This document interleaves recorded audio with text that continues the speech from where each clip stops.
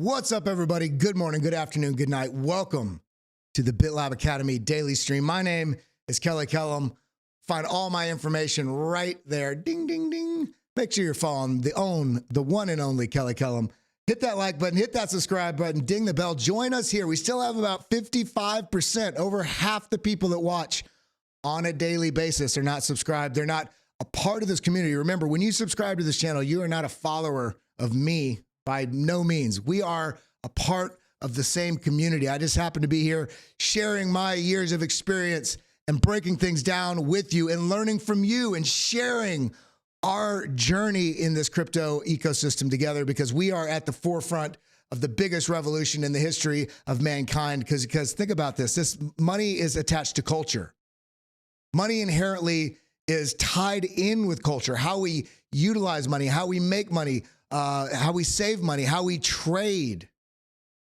Culture is imbued in money. And the interesting thing about Bitcoin and blockchain, and yes, the 25, 30,000 other altcoin projects, but primarily let's think about Bitcoin. Let's think about the coins in the top 20. There are money aspects to them, but there's all this other utility that is imbued and written into the code for what they can do. And it's not even fully realized yet. There's so much that's coming to the blockchain in terms of use cases. Think about even the upgrades that have happened on the many different chains that we all know and love, whether it be Ethereum upgrade from proof of work to proof of stake. We have, blockchains that you can transact and send things very quickly and transparently, but you can also do other chains where you can send it masked to where it's anonymous. You think about something like Monero, right? But you also have the ability to imbue art culture within these blockchains as well with NFTs. But are NFTs just art? No. Everybody has this weird conception that NFTs are art. No, they're not. There are art projects that are released as NFTs, but understanding what the technology is and this asset class, this emerging asset class, as you're diving into it, understand what it is so that you can navigate it appropriately. NFTs, yes, there are NFTs that are art, but in reality, in the long term, over the next 10 years, we're going to see almost every aspect of our lives be touched by blockchain and NFTs as a part of that. IDs, licenses, wedding certificates, housing deeds, car, your ownership slip for your car, contracts, certificates, all these things that need to be proven as individual medical records.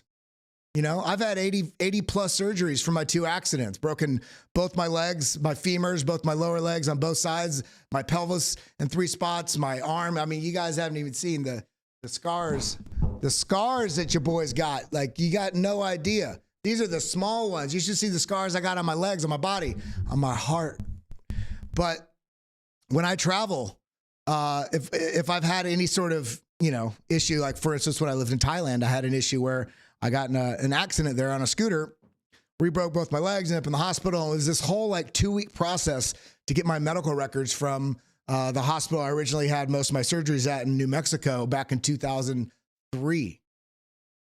So why am I talking about this? We want to know about Bitcoin. Why is it going down? What's the price? Because we need to understand sometimes. We have to take a step back from wanting the price to go up all the frickin' time. Understand the technology that you're getting involved with.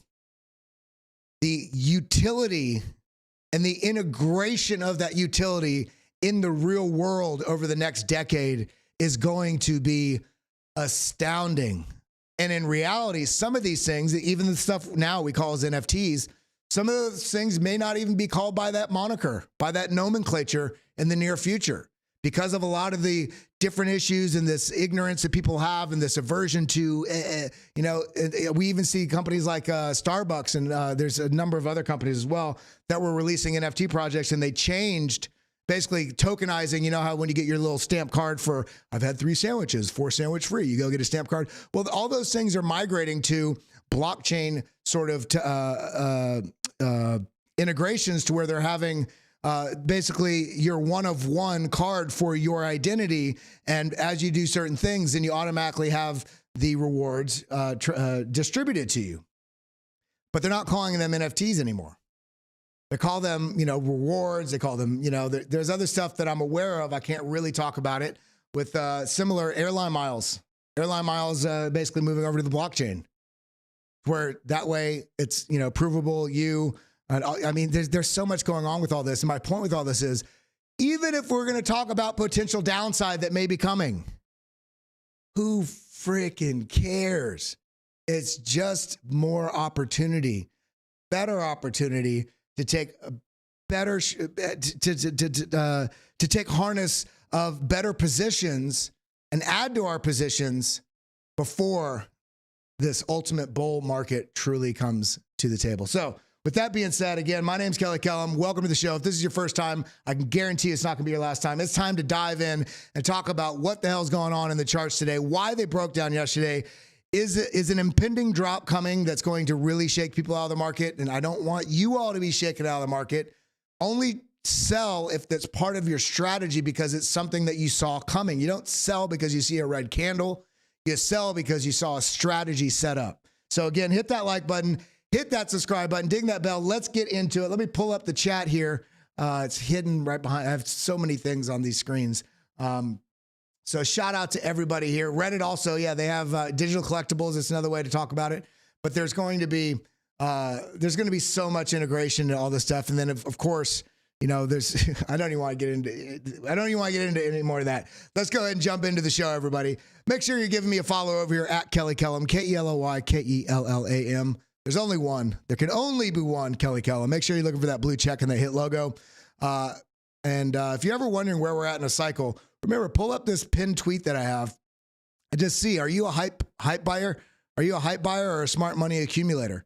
And when you look at this, hype buyers are people that buy the green candles. What happens when they buy them? Boom, the bottom falls out from under them. What happens to smart money when they buy the red candles? Man, they get to really, really participate in some gains.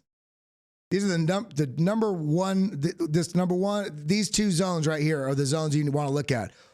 What type of conviction do you have? Do you buy on fundamental data or do you buy on hype? That's what you want to ask yourself, especially when we're trading around in this market. And if you're not sure what to do, it's okay. Don't trade just because you want that action. You're no better than a heroin addict if you do that. I need to trade. What the hell you need to trade for? You have all this money you saved, or maybe maybe you have no money saved, but you decided to finally get into crypto because you hear somebody like me or Frankie Candles or Crypto Face or Gareth Soloway, or we talk about, you know, how promising this industry is. It is if you navigate it and don't let it navigate you. So I just wanted to talk a little bit about some of these things before we dive into some of the news that I'm about to share, as well as the charts where we're going to be breaking down some stuff. And before we go into the news, I do want to just hop over. Well, let's take a look at the charts and see where the hell we're at and see what sort of landscape we're going to be looking at here in a little bit when we do a bunch more TA. We talked yesterday on the afternoon show about Avalanche. This is, you know, just the bottom just fell out. Boom, it dropped 8% in the matter. I remember looking at this. I was looking at it on 2-minute candles. This 8% drop happened in 2 minutes. Okay. Somebody sold here. Somebody sold all the way down here. They panic sold. Market. They said, market order. And what happens when you market order when prices are falling rather than limit order? When you put a market order, the exchange's job is to fulfill that order. So if you're selling, it will fill it with anybody that's willing to buy at whatever prices are in the order books. So if you market sell here, for instance, and there's a spread, because say you market sell 1,000 AVAX. Okay, you market sell 1,000 AVAX, and it takes there's with all the buy orders that are in the books, it may clear all the way down here to fulfill that sale. This is why you don't want, especially in mid cap and smaller cap coins, especially, you do not want to market order. You want to, because one, if you're market ordering, you're paying a fee for that transaction, and in addition to paying a fee for that transaction, because you are a taker. If you're doing a market order, you are taking liquidity out of the order books. You want to force yourself as much as possible, and it should always be possible, because you should always have a strategy. And even if you don't have a strategy and you find yourself doing something stupid and trading, you should still be able to look at the chart and say, okay, if this, then buy, or if this, then sell. That's what a limit order is. It basically puts it in the order books, but doesn't affect the buy or sell until a certain price level is hit. But note, that doesn't mean that your order will be filled. It will only be filled for how much of market participants, whether it's liquidity in the market. So say you have a limit order and this is coming down, you see this retrace and you're trying to get out here. If you put a limit order in for 1,000 AVAX to sell right at this zone, it may fill 5 of them, it may fill 41 of them, it may fill, 220. It depends on how much liquidity is at that price that you do, and it may just continue on down. So you have to pay attention when you're doing this. This is another sort of this is another reminder why it's so important to also force yourself to ladder your entries and ladder your exits. So if you're going to get out, then you set your exits, 1, 2, 3 exit and 1, 2, 3 entry. This way you can make sure the majority of any limit orders that you do have, one, you're sort of averaging your entries and averaging your exits. You're hedging yourself a little bit, and you're also able to make sure that you're splitting up your order in a way that you can make sure there's proper liquidity there to fill your orders. Because remember, when you're doing limit orders or stop limit orders put you in the order books. Stop limit orders have 2 conditions. It doesn't go in the order books unless this condition is met. And then if that condition is met, then this is a limit order, right? So when you do limit orders or stop limit orders, you basically get a maker sort of privilege. And typically on most exchanges, it's either no trading fee or you get some sort of rebate on that trade. So know what you're doing when you're in these charts. And we see this, AVAX came down, pushed up, got rejected at the 0.5, came down. Currently, we have a higher low, but looking at this chart, this does not look strong. Let's go ahead and extend this out. Look at that. Bounce, bounce, bounce. This overshot it, came back up, got rejected, came down, just finding support on this. What's in store? We'll break this down a little bit more in a little bit. I just wanted to share a little bit of a lesson there for you about how orders work. Because remember, it's not, some of you have been in here for years. Some of you have been in the markets maybe even longer than me. But the majority of people, especially as we go forward, the majority of people have very little experience trading in these markets. And it's okay. I want to welcome them. I want us all to be encouraging to make sure that we can have a healthy space. Because the more people that are doing well in this space, the better marketing it is for the entire space. Because if you're improving your life, you're also improving your family's lives. If you're improving your family's lives, people say, hey, man, what'd you guys do to take your success up a level? Oh, man, I started investing in trading and being smart about how I'm managing my money and utilizing Bitcoin and blockchain technology and looking at those markets and figuring out how I could take advantage of the swings in price. Well, how do I do that? Well, education is the best investment ever. And even whether or not you guys are paying members of BitLab Academy, or if you're watching this on a daily basis, that's an investment. That's an investment in time. You're investing in yourself by sitting here and day in and day out, hearing the different contexts of the market and the different technical signals, and everything that you do is an investment. Whether you're watching TV or watching a stream like this, you're investing towards that end. You're either going to know more about some characters on a TV show, or you're going to know more about how to make some money and change your life. That's what we want to do. So looking here on Bitcoin, look at this. This is looking scary. Broke the level. What's the level? Let's look. Man, that's a pretty damn major level all the way from back here. Boom, boom, boom. Coming up. Look at that. Broke down, came up, tested it, and broke down and has a new low. Unless this is a major liquidity grab, bear trap, to me, this looks like it's likely testing down probably to this level at minimum. This is the lows of this little range right here. But where I actually see it, maybe a little bounce here, come up, rejection here. I see this price coming down to here in the 28.8s. We're going to talk more about that in a little bit. But let's get a little bit of a look at Ethereum. Where was Ethereum? I had it up, but I turned it off. Ethereum's looking, we look at this. Man, look at all this. Man, all these shifts and just reject, reject, reject, reject. Bearish signal, reject, bearish signal, reject. It's sort of a bullish signal. There was a little bit of a setup here. Fell out. We got another setup and a trend shift. What am I talking about? Right here. You can't see it. It's under the trend shift right here. Reverse up. Came down. Bullish signal up. Rejected at this level. Down. Currently, on this 4-hour chart, Ethereum is sitting just above this order block right here. If we lose this order block, I see us coming down here to 1736. Somewhere between 1720 and 1740 in this sort of zone right here. We could actually put a little box there just to hold ourselves accountable. And that is if price loses this level. It doesn't mean it has to come down here. If price holds this level and bounces up, then we want to make sure that we take out this level right here, which is 1870. Otherwise, this is looking like basically just a sideways range. So things are looking a little indeterminable, a little on a knife's edge here. We also have a trend line right here. Boom. So go ahead and zoom in on this.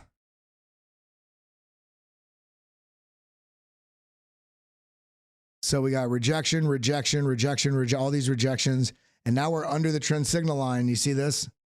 Under the trend signal line, not even being able to make an attempt up into this. I do see this testing down into this, the low 1800s. If we lose that, then I do think we're going to be testing. We're going to be working our way down to 1735-ish, 1740. We'll revisit that. We'll revisit that. We do see the momentum wave is curving, but let's come back to this. We're going to do a bunch of TA in a little bit. I just wanted to peep on some things real quick. Quant lost $100, came all the way down to 97. We see with this wick. See this wick right here. Boom. Look at that. Created a giant order block below us. Now we're bouncing on this order block. A few minutes ago, we were below $100 as well. Are we going to lose it? Well, we'll talk about that. Let's go through some of the things we want to talk about today. But before we do that, again, make sure you're following me over here at Kelly Kellam. You can see my information right there. Make sure we post a lot of stuff on here, a lot of updates about what's going on as well. Make sure you're following the BitLab Academy page here at Academy BitLab. Hit that retweet, hit that like, share it with your friends. Let them know where they can come get some good information about what the hell's going on in the markets and an empowering community. We don't have trolls here. It was all about positive, baby.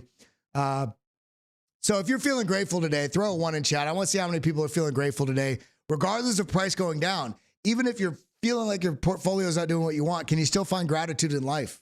You cannot let the money aspect of life dominate what you do. You need to dominate what you do so you can change the money aspect of your life. So start grateful even in hard times. It's easier to lean into that and harness that when you're in good times so you don't lose yourself. So now let's go ahead and jump into the show here. If you're watching anywhere else, make sure you head over to, where'd it go? Make sure you head over to the BitLab Academy page here at youtube.com/@BitLab Academy. Give us a follow. Join us here. I still can't believe over half the people that watch on a daily basis are not subscribed. So coming over here, let's go ahead and look at a couple things. I do want to point out something. Caleb Friends and one of my good friends here in the space, we'll have to have him back on here shortly. He really shared an interesting chart, and I want to share it with you all. He says, S&P, well, let's go ahead and read what he wrote, and then I'll read what I wrote. Relative to M2 money supply, aka how much money is out there in the world in the US dollars, the S&P 500 is trading at the exact same level as July 2007. What are you talking about? The price is way higher. This is adjusted for the M2 money supply. This is adjusting for the incredible exponential inflation and money printing that has gone on in the last 3 years, and really all the way back since early 2000s. Because there's a steady tick, and if we actually look at it, if we pull it up on Fred M2 money, so we can see this. This is the M2 money supply from 1985. If we zoom in on this, check this out. This gets exponential. So this is, we've had, billions of dollars. Boom. And look at this right here. This is March 2020. This is that mass printing we had for the stimulus post-COVID, or during COVID, I should say. And then it's just gone up and away. I mean, you see this? It's insane. That sharp money. So what this is showing, what this chart is showing, is brilliant. The range also coincided with market peaks in February 2020, Q4 2021. While the S&P itself has gained 181% in the past 16 years, the S&P divided by money supply has made no progress. This is interesting, isn't it? This is showing that markets are literally just an illusion based on basically we're able to, if you're not investing, then you're never going to make it in this world, because the only way to make money is to harness the inflated sort of sentiment and the momentum up and take advantage of the momentum back down to grow your portfolio. Now, I do not want anybody to lose money. However, people are going to lose money. And if it's near a market top that I identify based on the signals that I look at on any asset, I'm going to be taking profits. And unfortunately, I have to be aware that if I'm taking profits, somebody is buying those assets from me, because you cannot take profits without somebody buying those bags off of you. That's their decision. And I don't want you all to be making that decision. I want you all to be buying in these lows, this low, this low, this low, this low, and selling when you get up to these highs. Now, the question here, and this is a very bizarre chart, because what we're doing is we're seeing that we're coming into a range high. When you look at the value of the S&P 500, if you account for the inflated money supply. So does this mean something's coming here? Well, I said this, S&P adjusted for inflation shows we are essentially at the same level we were just before the housing crisis and market collapse of 2008. So all those gains post 2008 and the all-time high was just a facade. This is all facade of a propped up economy from our out of control money printing that has only gotten worse in the last 3 years. This is why I'm so big on looking at, where is it at? This is why I'm so big looking at the global liquidity. Because if there's, essentially with global liquidity, it's going up, you know, profit, sure, a little bit, but no. What you're looking at is how much money is available. So is there money printing, quantitative easing, or is there quantitative tightening? And market cycles, global market cycles, bullish and bearish, midterm and macro, they're largely, if not for the most part, influenced by what the global money supply is doing. Is it going up? Is it going down? Is it expanding? Is it contracting? If global money supply, if liquidity, global liquidity is contracting, then so too is the appetite for risk. Know that. This is why we want to pay attention to this. The market has technically done nothing since the 2008 highs right before the housing bubble, because all this was just money printing and risk appetite coming back into markets and people layering money to take advantage of the market go up because there's extra money around. But the money is less valuable. You can see this here. We have no more money than we did in 2008, although we've had all this money printing in terms of the value of the money. And that's a bizarre freaking thing, isn't it? Now, looking at this next chart, interesting. I want to talk bull and bear. I'm not just going to be a bear. I'm not just going to be a bull. We got to look at all the opportunities, all the potentialities. Bitcoin monthly chart shows breakout in money flow after a dip. This breakout could send Bitcoin to new all-time high. I agree with this, but I don't think the all-time high absolutely is coming, but it's nowhere in the cards in the next 3 months to 6 months to 9 months. I think it's probably going to be somewhere at the earliest, I would say earliest would be summer 2024, more likely early 2025, post early 2025. We have some time before there's going to be a new all-time high and start having that price discovery with price go up. Now, what is this metric on the bottom? This metric on the bottom is we're just talking about global money supply right here, global liquidity. On this chart right here, what we're looking at is the money flow into or out of Bitcoin. And this is going up, you see, or sustaining, price goes up. When this starts contracting, money's coming out of this asset, price bear market. And then look at this dip right here. Look at this sharp decline in the money flow here. We kind of got a very similar setup right here. We also had a very similar setup back here in 2015. Now, while I like fractals and seeing how past circumstances have played out, we have to also take note. Now, I want to actually bring this up. I didn't even remember to bring this up. Let's see. It would be Alex. I don't know how many of you all follow Alex Becker, but he shared. Well, let me see if I can find it really quick. It was such a good post. I'm going to be able to find it. TXMC. If you're not following TXMC, make sure. This guy's so smart. I've had him on my podcast several times. Such a smart guy. Where is this post? Come on, here it is. All right, people are starting to see it. This is the post. A lot of people in crypto need to hear this. Past crypto timelines, cycles, behaviors, aka utilizing fractals, do not matter in the stock. Do not matter if the stock market, real estate, interest rates, and macroeconomy is completely different. It's like thinking a sprinter will have the same sprint time if he's running in mud. Every crypto reading we use was taken in a time of money printing, zero rates, and limitless credit and cash flow. It's absurd to think crypto will follow the exact same behavior in a completely opposite climate. So what he's saying here, I agree with this partially. I don't agree with this entirely. I do think there's going to be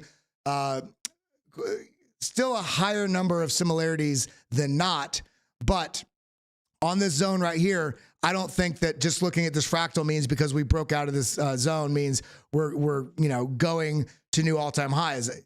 If we look at where we're at on the 4-year cycle, considering where the halving is, we know that this right here is pre-halving. The halving was about right here.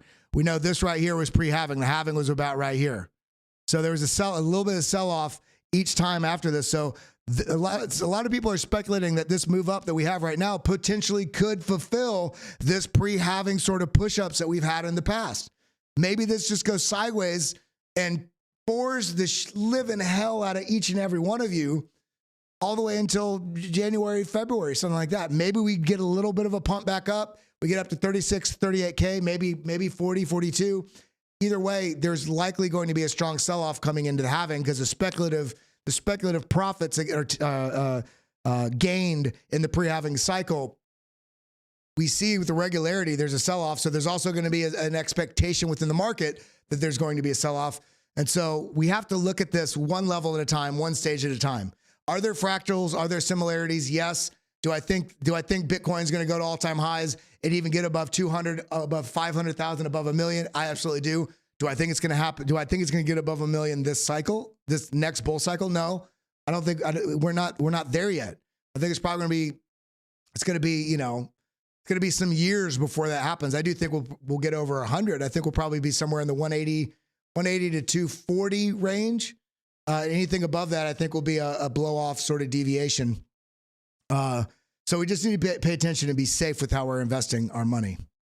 And look at fractals like this, get excited, but don't just, bet the bank on this and throw it on leverage. And then you get the correction. You're like, what the hell? Instead it's going to all time high.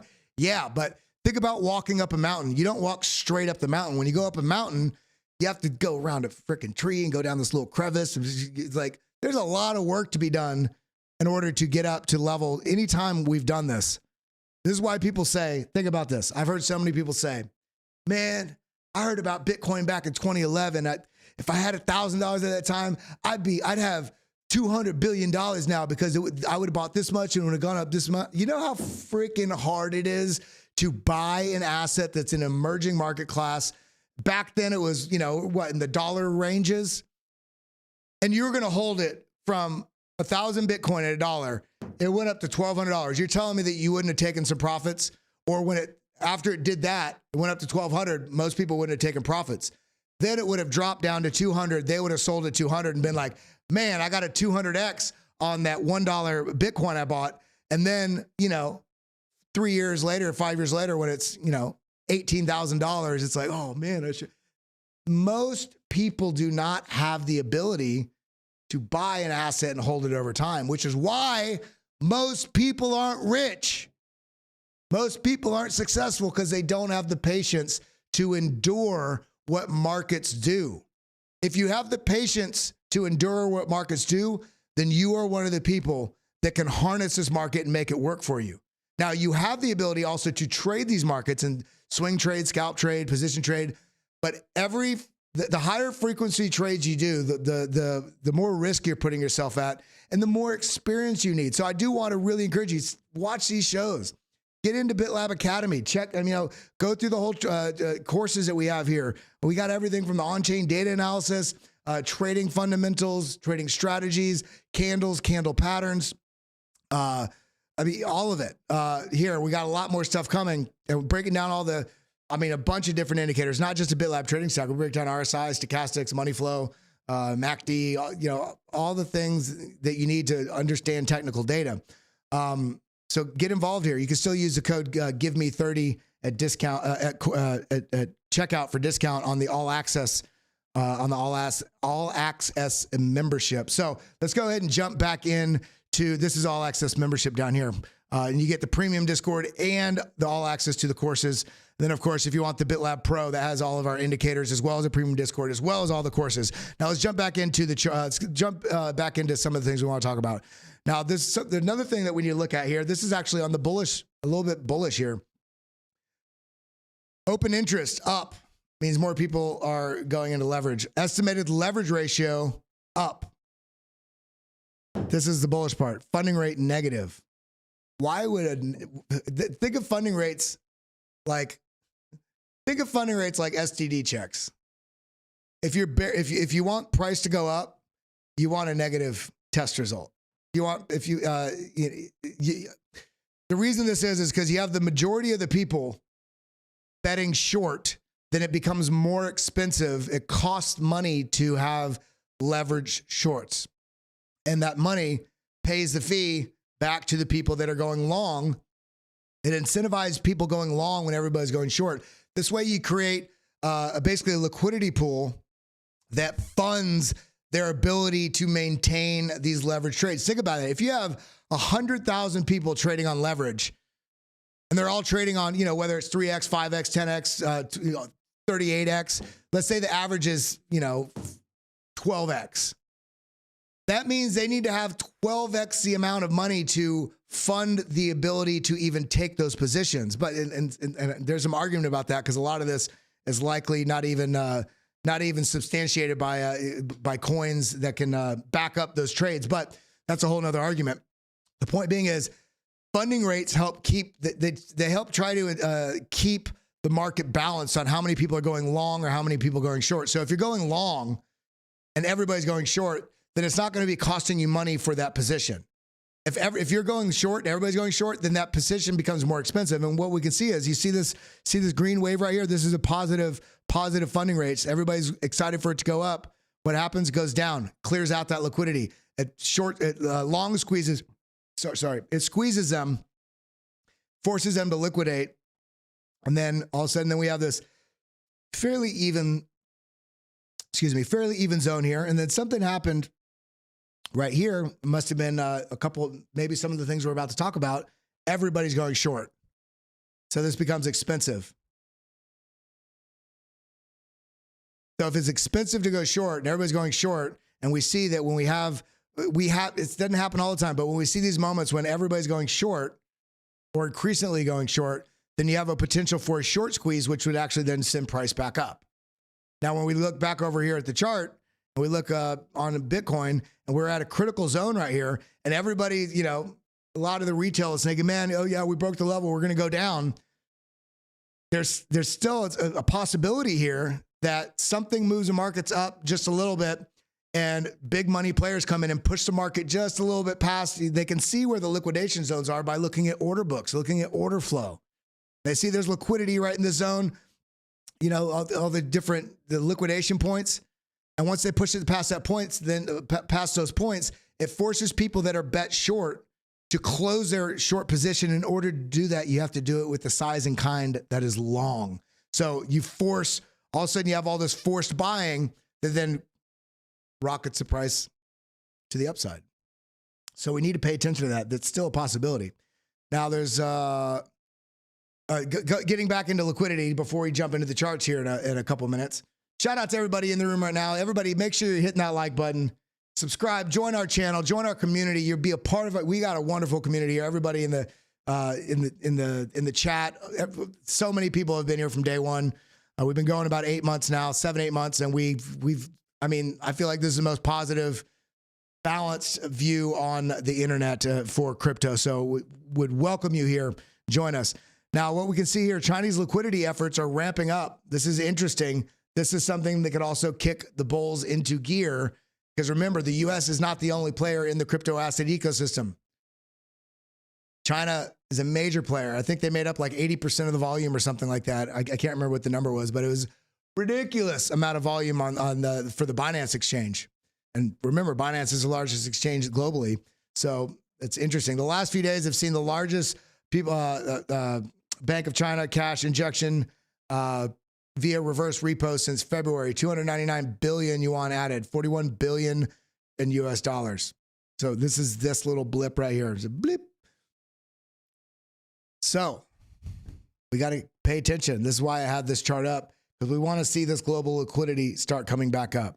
Now, let's go ahead and very quickly, I have some stories I want to go through, and we're going to do them very quick because I want to get to the TA. If you guys want to get to the TA and see what the hell's going on in the price action, what those levels are, throw a 1 in chat, and we will we'll be getting that up. We got 141 likes. Let's get these likes up to 172, because that's how many people we have in the room. And I'd like to see the chat. I'd like to see the likes get over 200 on today's stream. So everybody hit that like button.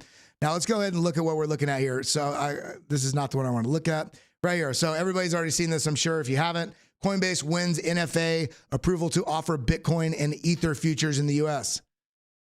This is good. This is good news. This is not going to happen immediately, but it's going to happen very shortly in the matter of weeks. Announcing news on August 16th, Coinbase stated that the company is now officially allowed to operate futures commission exchange platform.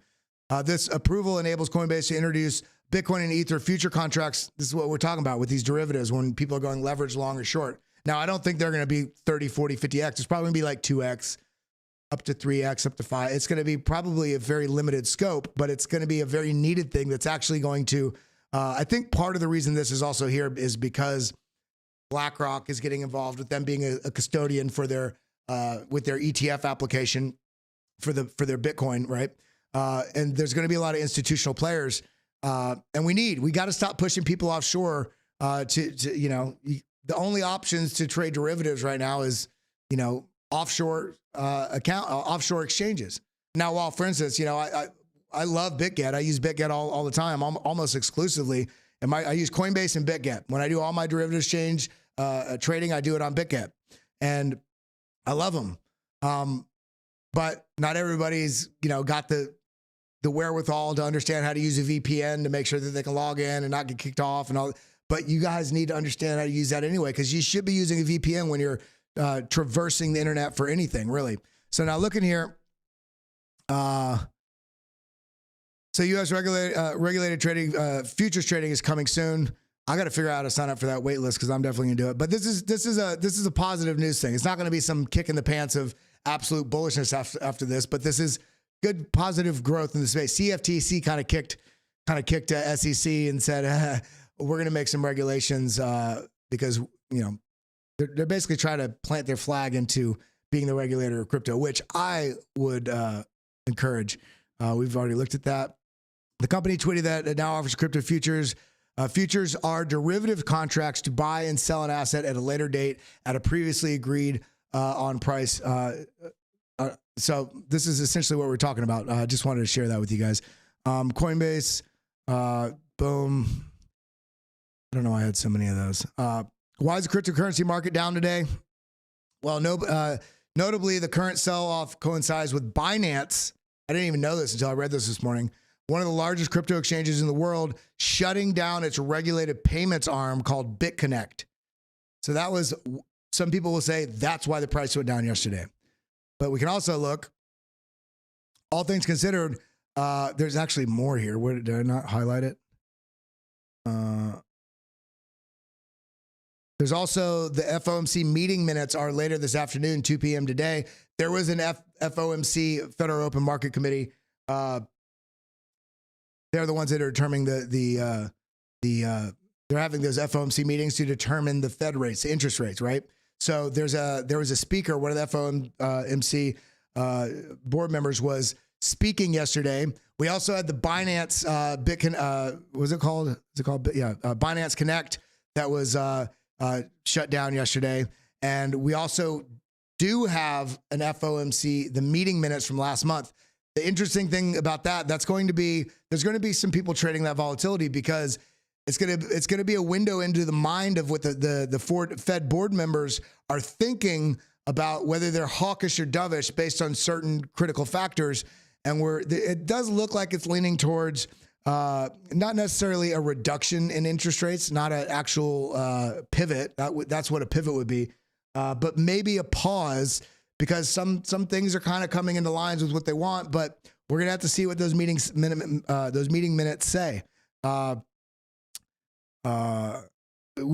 just noted this because this is just good to note. The crypto market has demonstrated time and time again that it can change rapidly. So the present situation might as well be the calm before the storm, because we've seen record lows on the BBWP, which is a Bollinger Band width percentile, aka record low volatility.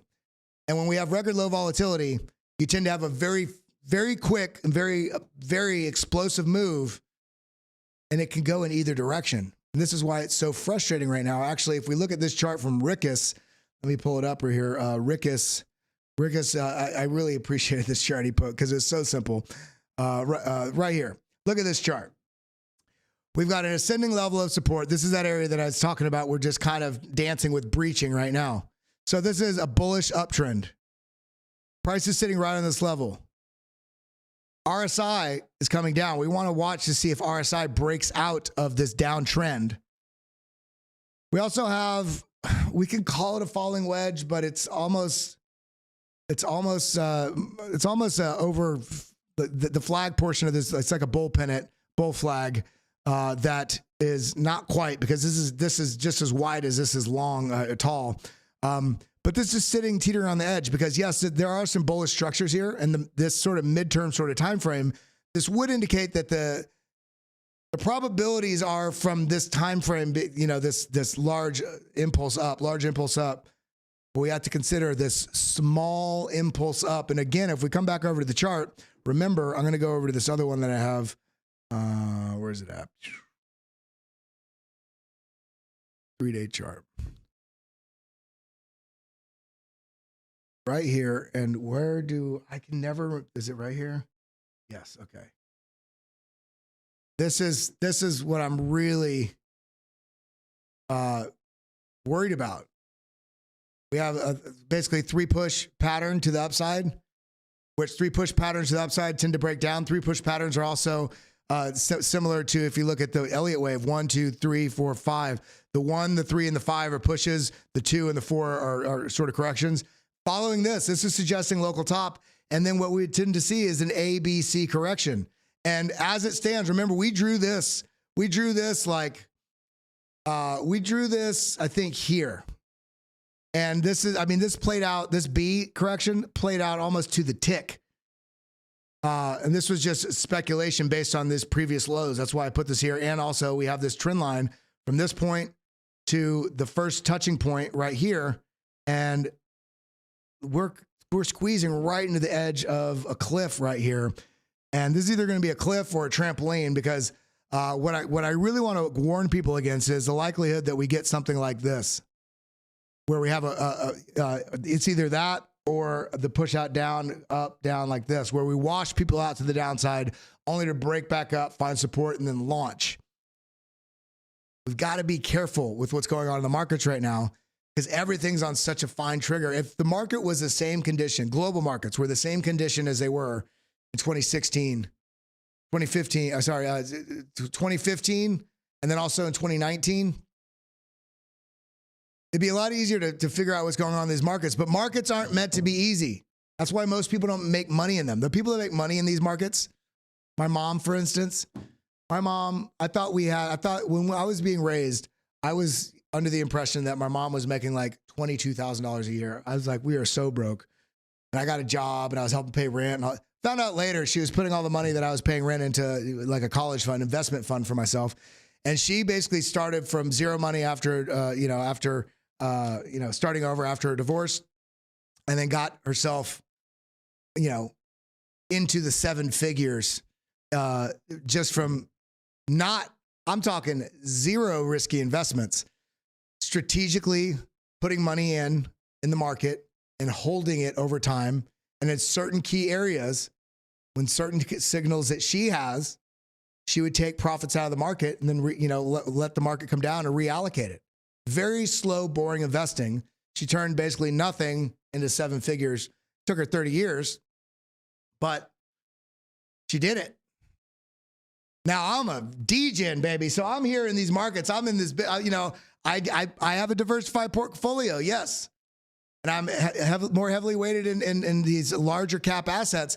But man, I don't even want to tell you what the weighting is of some of my, degen plays into, and I consider degen plays, really being heavy in AVAX and Quant and ADA and Cardano, because think about how much smaller their market caps are than Bitcoin and Ethereum, or even think about larger global equities.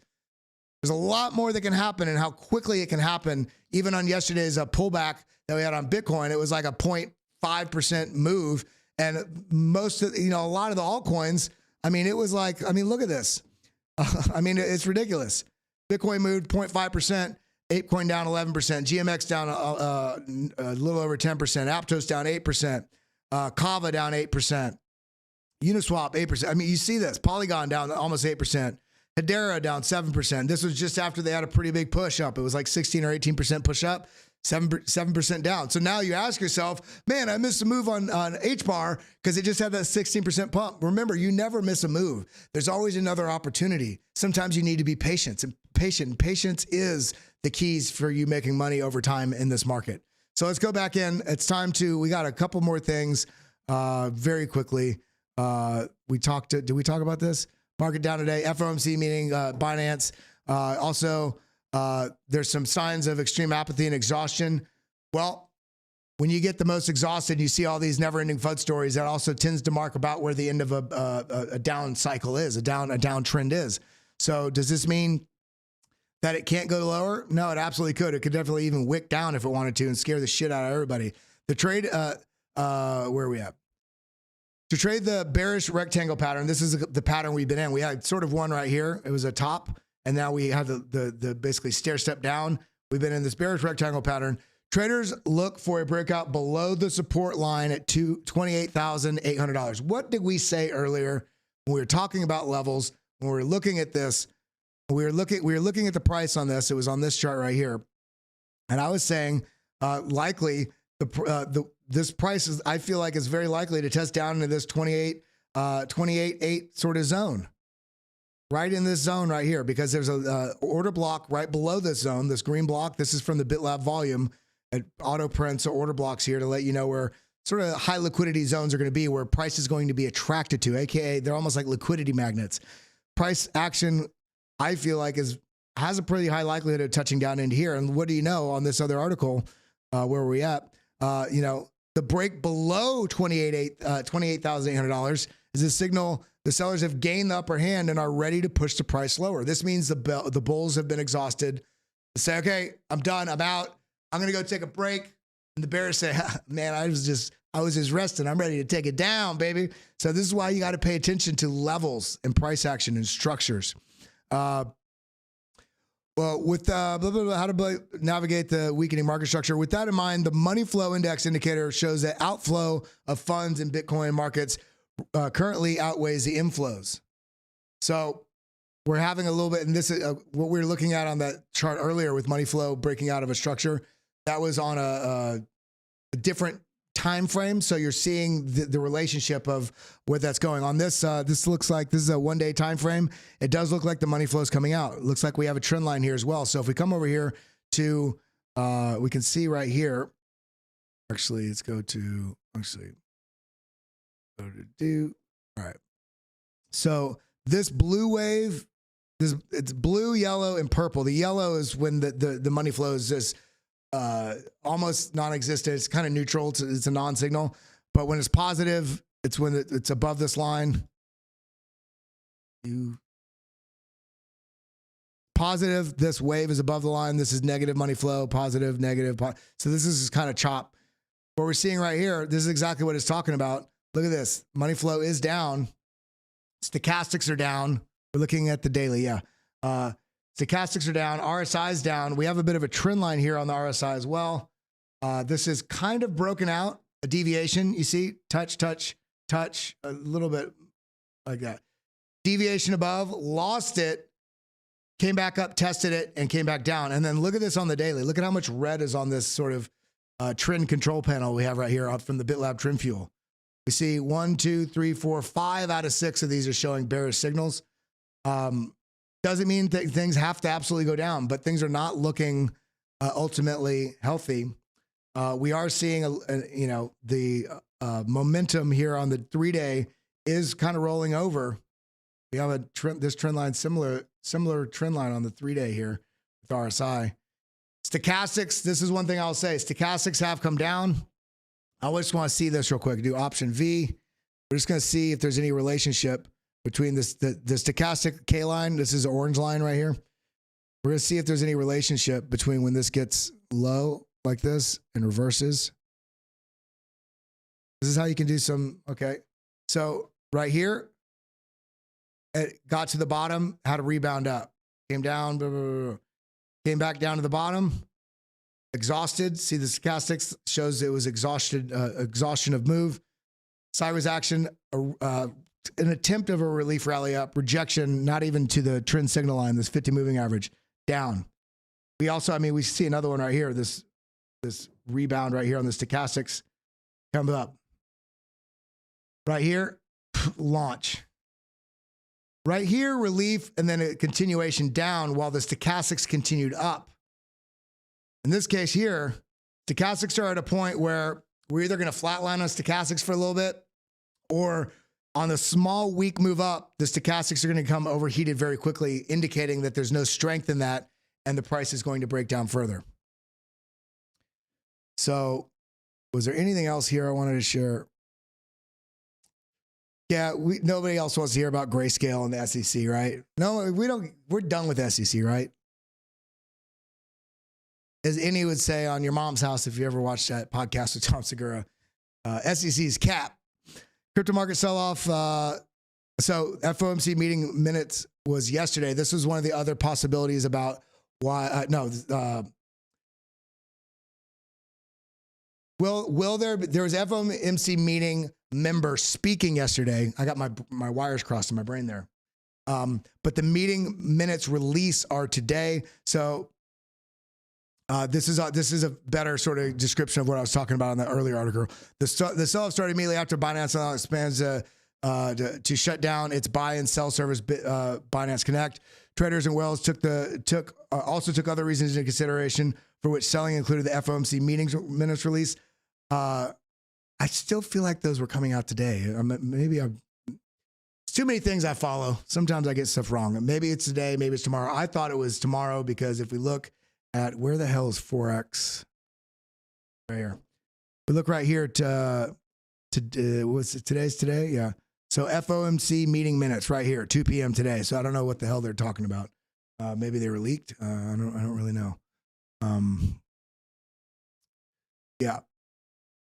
A lot of people are thinking there's going to be a little bit of a breakdown, because we also, if we look over here on let's go over to the totals. We look at Bitcoin dominance, and we can see that there's a little bit, we had this downtrend, it has broken above this downtrend, and it's riding on top of it right now. If this price, if the dominance breaks 50.75, then it looks, one, this is going to be some pain even to get up here for alts. But if this does start moving higher and test these levels up here, this is going to mean, something's going on with alts for sure, because there's going to be capital flowing into Bitcoin over those altcoins. So we can also see here on the total 3 that we, had this push up rejection, and we have a new lower low right here from this Porter range. It's a little bit higher, but the question is going to be on this move. Are we going to get a lower high and then another lower low? This would be the health of altcoins in the market, everything excluding Bitcoin and Ethereum. So we got to pay attention to that. Now it's 11:09 a.m. Eastern time. I just want to say, everybody that's watching right now, make sure you're hitting that like button. Make sure you subscribe. Join us here. It's the best thing you can do to help support this kind of channel and let YouTube know you like crypto content. We're going fast here, and we got a wonderful community, so I'd love you to be a part of it. Now, I want to ask everybody in the room, where do you think, throw your comments in the chat right now, where do you think Bitcoin is ending this week, Sunday night? Do you think price will be above 30,000? In the same range right here, 29 to, basically the same range here, below 29.6? Or do you think price is going to be actually on a, sort of a capitulatory move towards 27? Doesn't mean it has to be there yet. Which direction do you think Bitcoin's going throughout the rest of the week? Now let's go ahead. We look at it somewhat larger time frames. Let's get down. Let's look at the 1 hour. Let's look at the 2 hour. Let's see what's going on here. Price action has been moving down. And as it stands right now, this is fine. It's riding under the 20 moving average. That's this darker line within the EMA ribbon right here. And then we have this, now we have an established dynamic resistance zone here on the BitLab intelligence. All these signals that you're seeing there are all part of the bit. So this indicator with the bearish signals and bullish signals and these shift signals. And we also even have, I don't know if you can see them on here, these little numbers are divergences. So if you, let me zoom in on that. If you put your mouse over these divergences, it tells you if it's a bullish divergence or a bearish divergence and what they are. Then on the bottom, of course, then we have the BitLab Trend Fuel, which gives you the momentum, the money flow, the stochastics, RSI. You can also double click on this, turn on your VWAP. You can turn off things too if you don't like all the lines, if you just want money flow and momentum. I like it all on because I like all the data, baby. And then what I really like is here on the BitLab intelligence, you can come over here and turn on, I like turning on the weekly VWAP because it gives you a really good understanding of if you're in a bullish or bearish sort of where the price is oscillating around towards or away from the weekly VWAP. In this case, we've lost it. I do expect at some point a test, whether we go further down, but a test up into this dynamic resistance zone to test this 50 moving average at some point. This red line, which is green when it's bullish and it's red when it's bearish. It's a great trend signal line. And then you also have these dynamic support and resistance zones that auto-populate.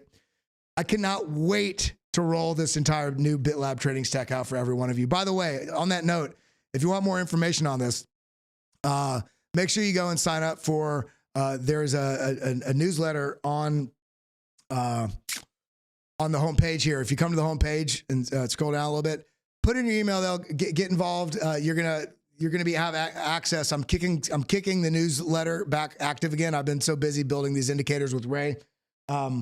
There's gonna be a weekly newsletter. We have special discounts, special privileges, special all kind of different stuff, and sort of weekly breakdown of what's going on in the market.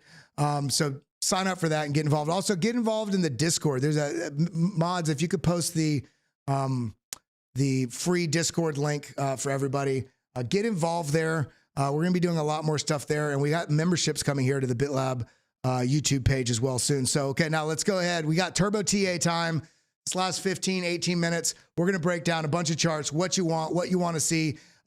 Early birds, everybody that showed up between 10 and 10:15, the pre-show when we have the hold screen up, and I'm just chatting with you. That's where we get all these altcoins that we're picking. Now, if you have something super special you really want to see and I'm not showing it, I'll honor any super chats that you do, but I'm not going to, I want to give privilege to those people that show up early.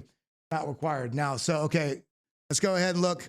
We're going to look at the main ones first. Bitcoin, I still think that we may have some sort of bounce here, maybe test back up to the low side of this range and this ascending level of support here.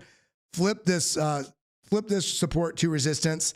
That could also happen by way of getting rejected at the 50 line here, this trend signal line. If we get rejected anywhere in this region and come down, I will be looking for a break of the $29,000 level and likely testing down on those lower 28s.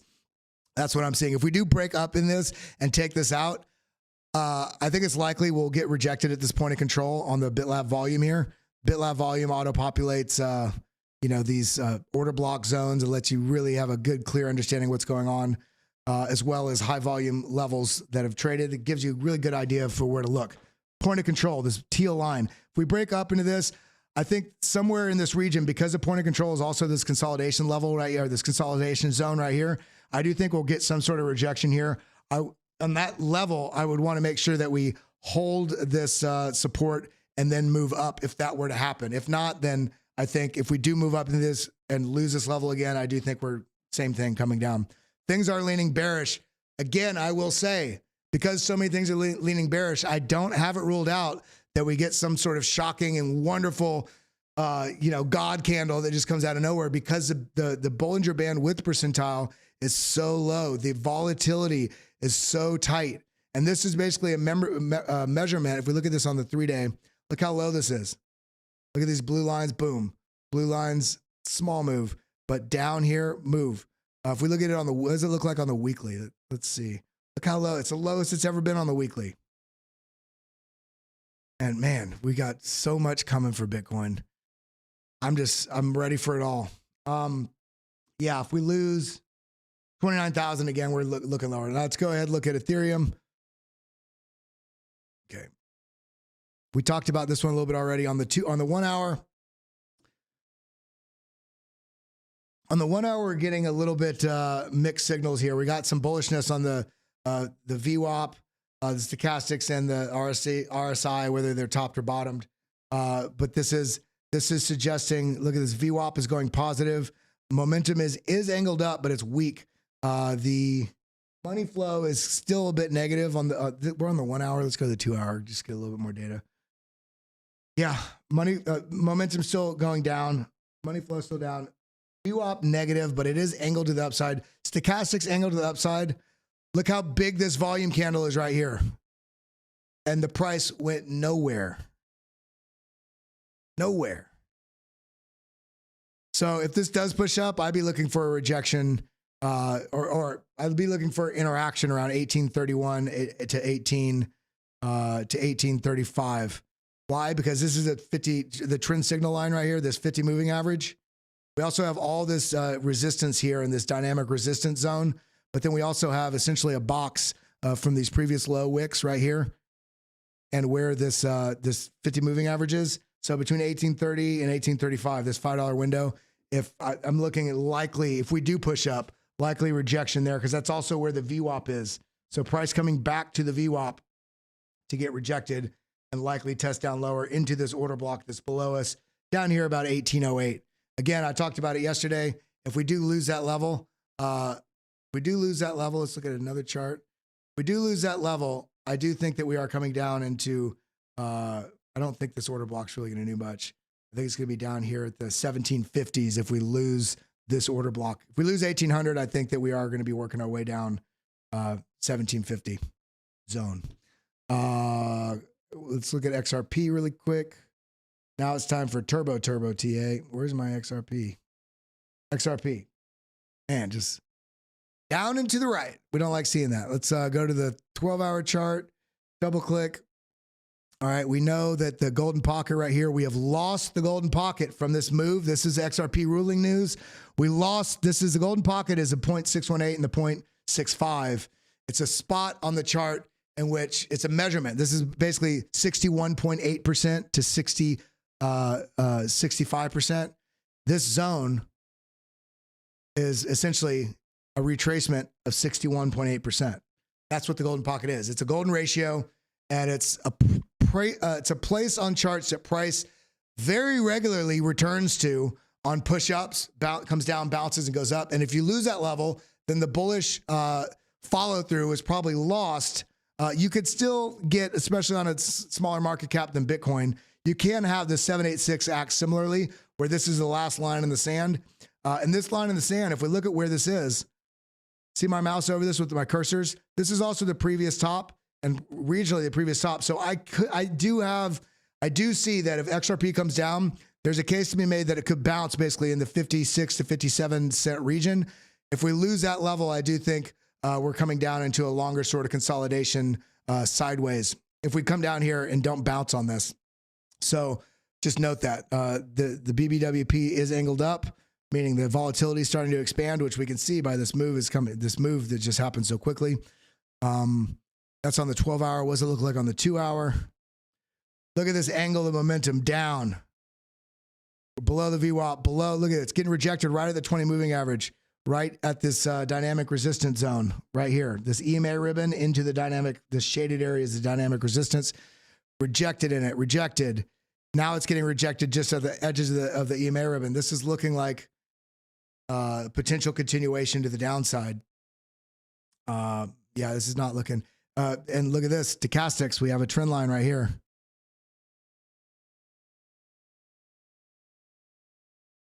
Come on, go big. There we go.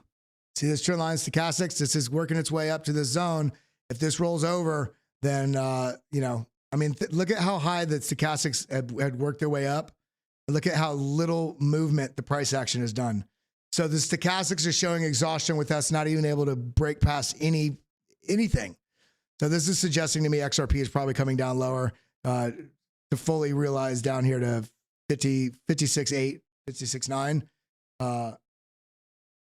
If we lose that level, then I do think we're coming down to the, you know, the mid 50s, 50, 53 to 50, 53 to 55. I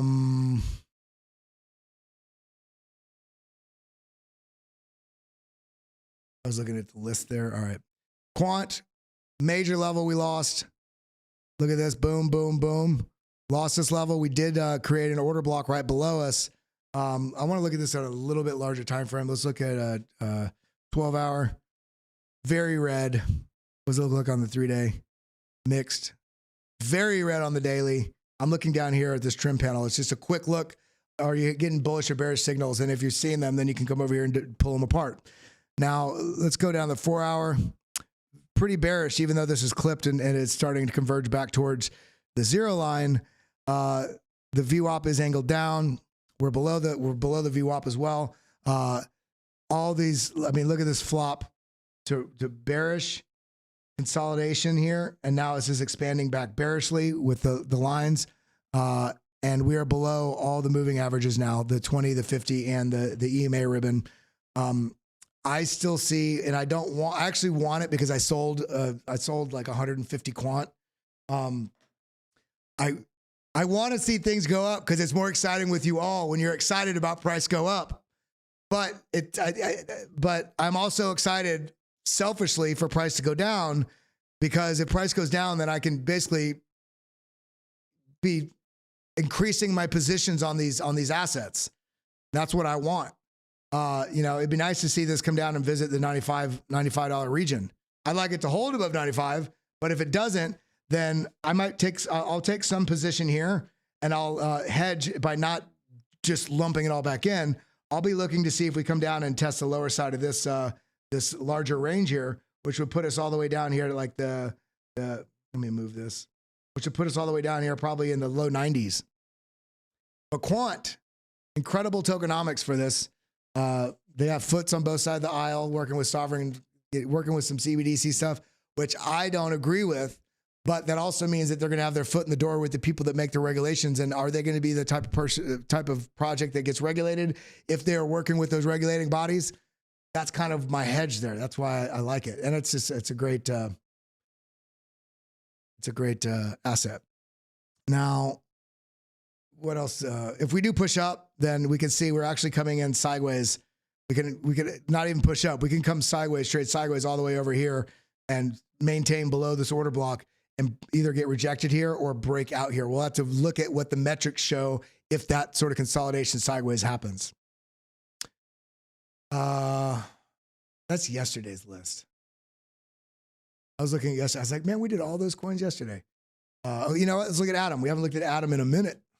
Who owns Atom? What was the price? And don't be embarrassed. I bought things in a top 2.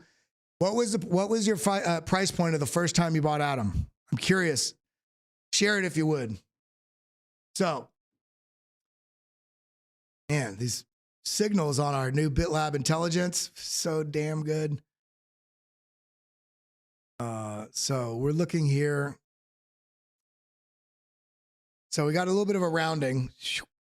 So let's go ahead first. Let's do the simplest of lines. So we got a descending level of resistance right there. Okay. Let's go to 8 hour just so I can, 12 hours just so I can see a little clearer. Is this, it's kind of ugly if it is. Yeah, it is. Bounce, bounce, bounce. Wick down to bounce. See that? Point of control way up here on this view. Let's go down to the 4 hour. Actually, let me go back to the 3 day mix. I'm looking down here. Very bearish on the daily. 12 hour, pretty bearish. 8, pretty bearish. 4, starting to get a little mixed. And look at this. This is starting to get tightened up. 2 hour.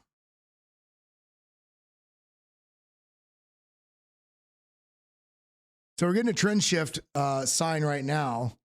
There's there's a number of different underlying metrics that inform when these trend shift things happen, and then these reversal, these REV, and then, you know, the numbers, which are the bullish and bearish divergences that populate. And then we have these bullish and bearish signals, and stacking these things together along with the BitLab trend fuel here on the bottom and the BitLab volume gives you all the signals you need to really make your informed decisions. This is suggesting that we may get some sort of bounce here, but things are quite bearish right now, and we're getting negative. If we look here on the BitLab intelligence, you sometimes can use signals from the same indicator set to qualify or disqualify certain setups that you're seeing. See all these red candles instead of gray? That means there's a lot of selling volume in these, and so we're getting a lot of selling volume. Stochastics are going up, and the price isn't really moving at all. So this is actually showing me that there's, you know, quite a bit of weakness here still, even though there's an attempt. I think if this does come up, I'd be looking at a rejection, probably not even up here at this level. I'd be looking at a rejection probably at the bottom side of this right here, $8. If we do push higher, then we can, you know, I don't think we're going to make it past, you know, 8.10. But I do see, if we zoom out on this, let's actually come over here. Let's look at some levels. Candle bodies, option J. What's the wick? Wick is all the way down. I mean, this is hit perfectly. So look at that. Previous low of the candle bodies is exactly where this wick went down to. So if we can't hold this level, 782, then I do think that price action is likely going to work its way down to test $7 and potentially even come further down to 660. That's if there's a continuation. As it stands, we're seeing the bearish momentum dominate. We don't even see any on the top side here. You see that? See these light colored clouds, these waves? There's nothing on the top, meaning there's no bullish momentum that's taken place in any of this here. So if we do see a crossover, which we did, very small one there, very small one there, immediate rejection. We want to see on the next rollover, which is going to take a couple, you know, probably a couple days, when this comes back up, we want the next wave to be a little bit larger. That would show a change in trend with momentum, sentiment, dancing with coming back into play. Now, if we do get some sort of push up that just breaks all the characteristics of all the bearishness we've seen, then we do have this line right here, this trend signal line on the, let's go to the 4 hour. Let's do it on the 2 hour. About 817. And this is just above where this high is. By the time this takes place, this line is probably going to be right about where this high is. So if we could take that out, you'd be taking out this previous high and this trend signal line, as well as this entire dynamic resistance zone, which means we'd be likely coming up to test whatever this weekly VWAP is. And typically when you come back up to test it, price tends to oscillate back and forth around the VWAP. That's how institutional players make money. They look at the volume weighted average price and they push price down below it, and they take longs, and they push price up back to it, take some profits, and they go all the way up and they extend it further. They get it moving. They get retail really excited, buying that hype, and then they sell. And so you see this oscillation around the VWAP. So I'd be looking at 832, and then this is already in line with where this low is. If things start moving up, if the bullish sentiment starts coming in, we'll talk about it. But this is what I'm seeing. I love you all. I want to make sure each and every one of you know how much I appreciate you being here. Throw a 1 in chat if you are grateful for somebody in your life. I'm grateful for you all. I'm grateful for my family. I'm grateful for my health. You know, after spending months in the hospital and having 85 surgeries, and I guess you could say I'm fully transitioned, right? to health. But I love you all. I will be doing I'm going to be doing an afternoon stream later on today. It's not going to be as long as yesterday's, but it's going to be around 3 o'clock. So look out for that. Look out for that thumbnail and get involved. Make sure you comment down below if you're watching anywhere else, if you're watching later on today. If you're not watching on the BitLab Academy stream, make sure you head over to bitlabacademy.com as well and sign up if you want. And also youtube.com/@BitLabAcademy. Join us in our community. I appreciate y'all. Hit that like button on the way out. Hit that subscribe button. Join us here, and we will see you in the next episode. Adios, muchachos. Adios, muchachos. Thank you for coming. Thank you for always tuning in to bitlabacademy.com. Hit that like button, sucker.